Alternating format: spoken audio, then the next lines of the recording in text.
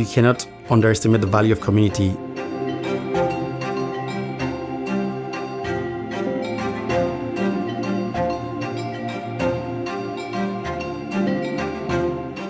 I was born in Lagos, Nigeria. It's one of the most diverse countries in Africa. So my family, that's a big question to actually ask an African because we are very family oriented and we do have large families. I have 4 siblings. My parents are pretty big on education. So for me, right after high school, I went and got a diploma in real estate. And then after that, I proceeded to study dentistry in Nigeria. So what I love about dentistry the most is the ability to restore smiles. I think a lot of people who don't smile don't do so because they aren't happy with their teeth. So when we're able to change that dynamic for them, I think, we can make the world a better place one smile at a time. So I'm married to my wife, Nike. Before we got married, we started talking about what we want to do moving forward. And then we kind of decided we want to experience different cultures.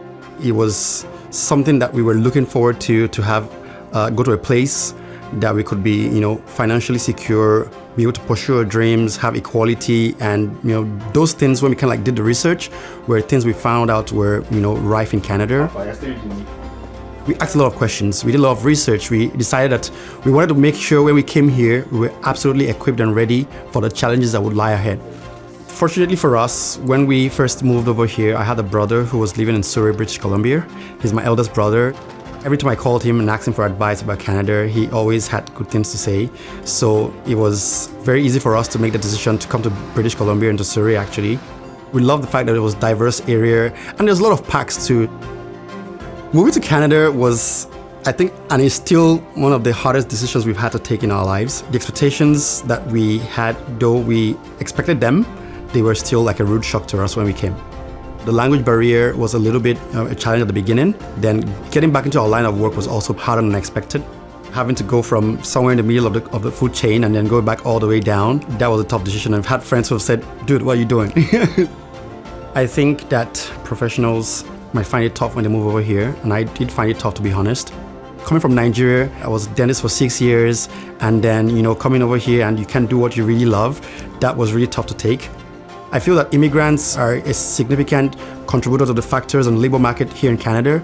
Creation of multiple streams of credentialing, pathways to get back into what you love doing so that people can be able to give back to the community as much as they can. Fortunately for me, I was able to get an admission to go back to school and get my dentistry recertified. I actually am about a month away from graduation, so I'll become a double doctor, if you can say that, in a month. Having a newborn baby in a new country that you just moved into was tough. We have a daughter who's Bella. Having to have all that adjustment happen in that short period of time, I cannot underestimate the essence of having family support around. We had that, luckily. My brother and his family from church. Having a community makes your integration seamless. You're able to have experiences together, share the joys, the highs and the lows together. I think the advice, or one advice I would give to people who are looking to move here is don't be shy to talk to people. Talk to people, whether in the park, in the store, in the mall. That's how you get things going, because you never know who's right beside you, and opportunities can be created from those kind of scenarios. We became Canadian citizens in 2023. It was like the best feeling ever. I remember decorating our house and put all the flags everywhere, taking the oath together.